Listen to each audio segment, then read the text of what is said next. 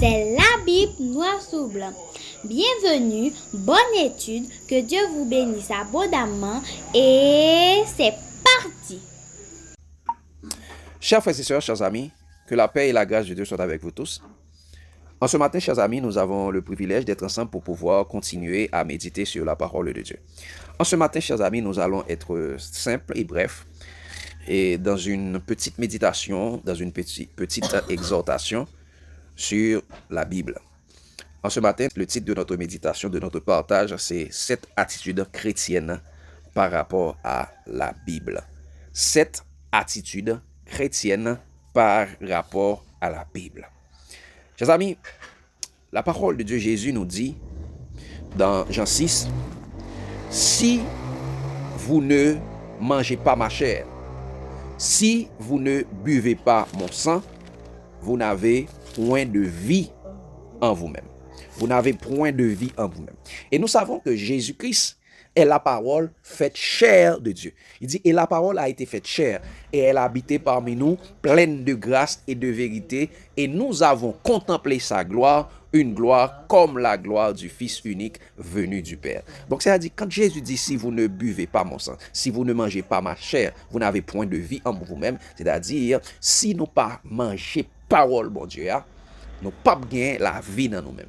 Parce que, il dit à travers Matthieu 4, verset 4 là, il dit comme ça, chers amis, l'homme ne vit pas de pain seulement, mais de toute parole qui sort de la bouche de Dieu. Donc, en tant que chrétien, notre boussole, notre vie doit être guidée par la parole de Dieu. Notre principale nourriture, nous, ou bien manuel de foi, nous, c'est la Bible. Maintenant, en ce matin, chers amis, nous allons voir 7 attitudes chrétiennes par rapport à la Bible. Voici comment je dois être par rapport à la Bible. La première chose, chers amis, nous allons les voir. Qu'est-ce que nous devons faire pour la Bible?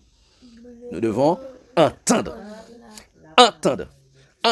la parole de Dieu. Comment manger la parole de Dieu? Mais premièrement, pour manger la parole de Dieu, c'est l'écouter. Ça dit entendre. Ce n'est pas d'entendre n'importe quelle chose. Ce n'est pas entendre n'importe quelle chose. Regardez ce qu'il est dit, chers amis, dans Romains 10, le verset 17.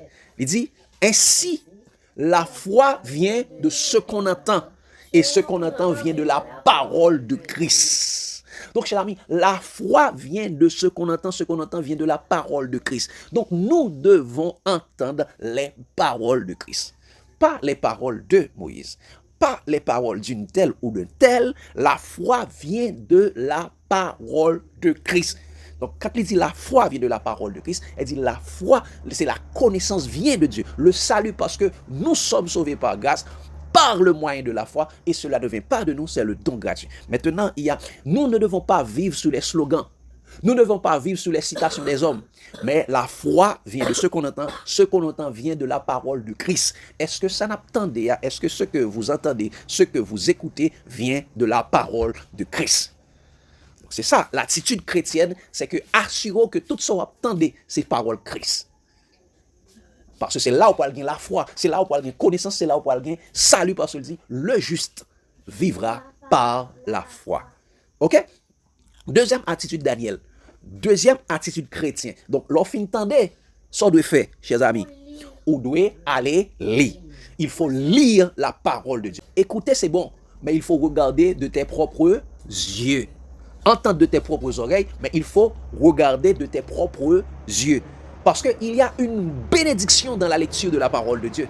Il y a une grande bénédiction dans la lecture de la parole de Dieu. C'est pourquoi il est dit, chers amis, et dans Apocalypse 1er, le verset 3, il dit, heureux celui qui lit et ceux qui entendent les paroles de la prophétie et qui gardent les choses qui y sont écrites, car le temps est proche.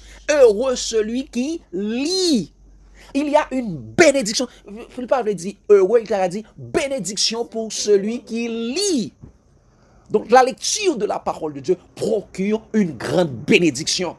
Parce que la lecture de la parole de Dieu augmente l'intelligence, augmente la connaissance, augmente les compétences, augmente le salut, chers amis. C'est pourquoi Daniel avait dit, chers amis, dans Daniel 12, le verset 4, par le Saint-Esprit, Daniel avait dit, dans Daniel 12, le verset 4, ça, toi, Daniel, l'ange et Michael parlaient à Daniel, Jésus parlait à Daniel et lui dit, toi, Daniel, tiens secrète ces paroles et scelle le livre jusqu'au temps de la fin. Plusieurs alors le liront et la connaissance augmentera. Donc, plusieurs alors le liront, leur connaissance augmentera. C'est pourquoi Jésus dit, heureux celui qui lit. Donc, la lecture de la parole de Dieu procure une grande bénédiction, augmente les connaissances, nous permet de comprendre, de connaître les prophéties et par quelle devrait être notre attitude. Donc, chers amis, en tant que chrétien, vous devez lire la parole de Dieu chaque jour. La Bible est une source de bénédiction. Donc, la Bible devrait être notre livre de chevet, notre passe-temps. OK? Troisième attitude du chrétien par rapport avec la Bible, le chrétien, en plus de lire, il faut également étudier. Qu'est-ce que nous devons faire? Nous devons étudier la parole de Dieu. Et comment devons-nous étudier la parole de Dieu, et Doali? Dans quel passage on trouve cela? Acte 17, verset 11. Que dit Acte 17, verset 11? Il dit, ces juifs des sentiments plus nobles que ceux des Thessaloniques. Ils reçurent la parole avec beaucoup d'empressement et ils examinaient chaque jour les Écritures pour voir si ce qu'on leur disait était exact. Il dit, les Juifs de Bérée avaient un meilleur sentiment que ceux des Thessaloniques. Ils reçurent les paroles de Paul. Paul, lui qui prêchait. Paul, l'un des apôtres qui a évangélisé beaucoup de païens. Il dit, ils reçurent la parole de Dieu avec beaucoup d'empressement. Les paroles de Paul, venant de Paul. Mais, il dit, c'est pas dit, c'est Paul, non? Il examinait les Écritures pour voir si ce que Paul disait était exact. Il examinait. Elle dit, il étudiait les Écritures pour voir si ce que Paul leur dit était exact. Parce que Paul n'est pas infaillible. Aucune personne de la terre n'est infaillible. Aucune personne de la terre n'est infaillible. Donc, chers amis, il faut, avant de dire Amen, il faut examiner. Examiner toutes choses et retenir ce qui est bon. Examiner toutes choses et retenir ce qui est bon. C'est extrêmement important d'examiner. Donc, de étudier les Écritures pour voir si ce qu'on te dit est exact. Il faut étudier. La Bible doit être notre manuel d'étude. C'est extrêmement d'étudier la parole de Dieu. Après, lorsqu'on a fini d'étudier, qu'est-ce qu'on doit faire? Est-ce qu'on doit étudier et après on laisse tout tomber sans rien? Notre quatrième attitude par rapport avec la Bible, nous devons mémoriser. Il ne faut pas seulement étudier. Il faut également mémoriser la parole de Dieu. Et nous trouvons le texte dans Psaume 119, versets 9 et 11. Ils disent ça. Comment le jeune homme rendra-t-il pur son sentier? En se dirigeant d'après ta parole. Je serre ta parole dans mon cœur afin de ne pas pécher contre toi. Il faut mémoriser la parole de Dieu. David dit, je serre ta parole dans mon cœur afin de ne pas pécher contre toi. Donc les paroles de Christ doivent être habitées en nous abondamment. C'est ça, manger la parole de Dieu. On doit le mémoriser. On doit mémoriser la parole de Dieu. À permettre que chaque jour qui joue, on compte plus versets, on compte plus paroles Jésus, on compte plus. Parce que pour l'heure, il faut bien pour mener devant tribunal ou bien d'autres choses, ou bien là, on peut avoir tentation pour toujours répondre, même avec Jésus. Il est écrit. Quand il dit il est écrit, on dit il est aussi écrit. Mais quand on parle il est écrit, ça, c'est dans la Bible, c'est dans Coscolos tout. Il faut mémoriser la parole de Dieu. Pas quitter problème, remplir l'esprit, nous. Nous devons remplir notre esprit par la parole de Dieu. C'est ça. Mémoriser la parole de Dieu. Mémoriser la parole de Dieu. Cinquième, quand tu mémorises, eh bien, partout où tu passes, tu dois faire quoi? Il faut méditer. Ce que tu as mémorisé, il faut la méditer. méditer la parole de Dieu, et ceci jour et nuit, et ceci à chaque instant, à chaque heure, matin et soir. Regardez ce que le psalmiste a dit dans le psaume 1er, verset 1, 2, disons ça. Heureux l'homme qui ne marche pas sur les conseils des méchants, qui ne s'arrête pas sur la voie des pécheurs et qui ne s'assied pas en compagnie des moqueurs, mais qui trouve son plaisir dans la loi de l'Éternel et qui la médite jour et nuit. Il dit, heureux l'homme qui ne marche pas sur les conseils des méchants, pas sur la parole des méchants, qui ne s'assied pas en compagnie des moqueurs, mais qui trouve son plaisir, où ça? Dans la loi, il dit, dans la parole de Dieu et qui la médite jour et nuit. Il la médite jour et nuit. La médite pourquoi? Pour pouvoir la comprendre. Parce que, chers amis, il faut connaître, chers amis, quand vous écoutez la parole de Dieu, si vous ne comprenez pas la parole de Dieu, l'ennemi va venir retirer cette parole dans notre esprit. Il faut, avant de fermer ta Bible, il faut comprendre la parole de Dieu. Il faut méditer. Oui, c'est bon de mémoriser, mais il faut méditer. Mais pourquoi méditer sur la parole de Dieu?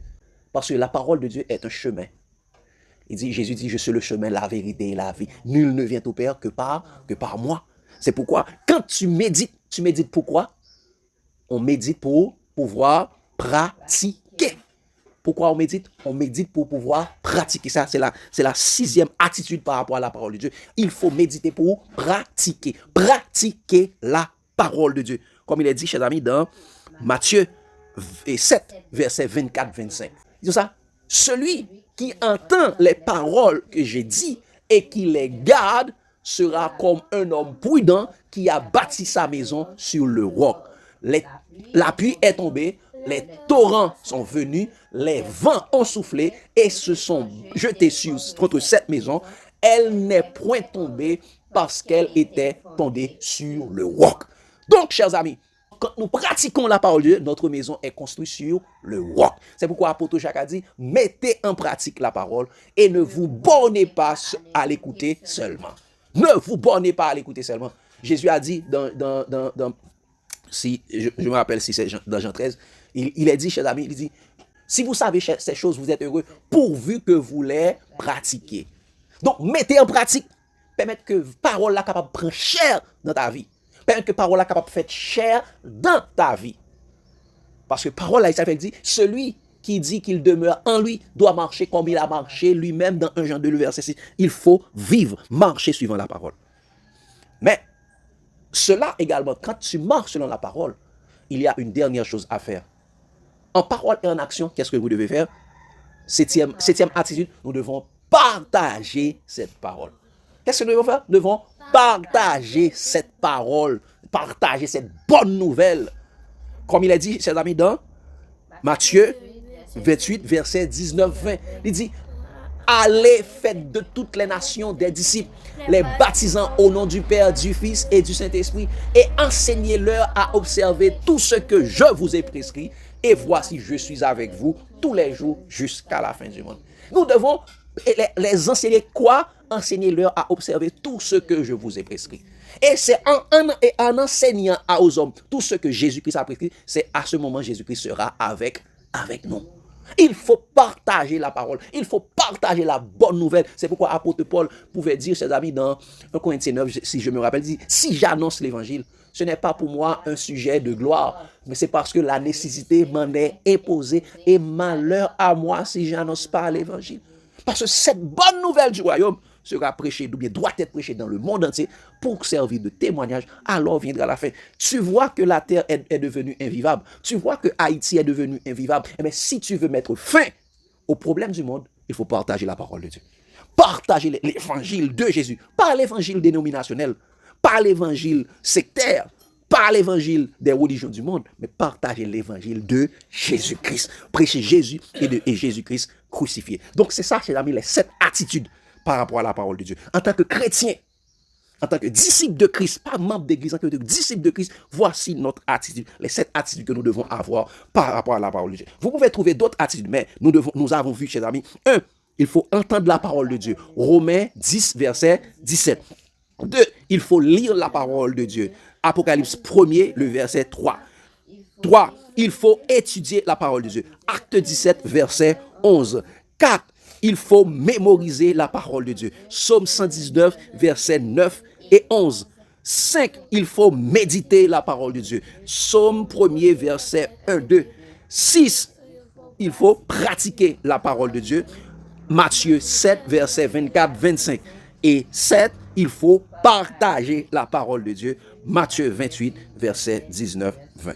Donc, voici les 7 attitudes du chrétien par rapport à la parole de Dieu. Avant de partager, il faut pratiquer. Vivre sans partager et partager sans pratiquer. Donc, ça dit, il faut ou même c'est un livre ouvert. Et ça fait dit que votre lumière luise ainsi devant les hommes afin qu'ils voient vos bonnes œuvres et qu'ils glorifient votre Père céleste qui est dans les cieux. Pas vivre suivant ça mon Dieu, mais vivre exactement suivant les paroles de Dieu. Donc, chers amis, cette attitude chrétienne par rapport à la Bible, par rapport à la parole de Dieu. Et là où rester dans la parole de Dieu, mais ça peut arriver. Jésus dit ça dans Jean 8, verset 31. 32, verset 31 jusqu'à 36, l'appli dans Jean 8 pour nous terminer. Et par ce texte, c'est un texte qui est extrêmement important. C'est un texte qui est extrêmement important pour chaque chrétien comprendre. Et il dit ça. Et il dit aux Juifs qui avaient cru en lui, si vous demeurez dans ma parole, vous êtes vraiment mes disciples. Vous connaîtrez la vérité et la vérité vous affranchira. À partir de verset 34, en vérité, je vous le dis, leur répliqua Jésus, quiconque se livre au péché est esclave du péché. Or, l'esclave ne demeure pas toujours dans la maison, et le Fils y demeure toujours. Si donc le Fils vous affranchit, vous serez réellement libre. Donc, en restant dans la parole de Dieu, nous serons libérés de l'esclavage du péché, de l'esclavage de la chair, de l'esclavage de la loi, de la condamnation de la loi, mais nous serons libres. Comme il est dit, sanctifie-les par ta vérité, ta parole est la vérité. Que Dieu vous bénisse abondamment.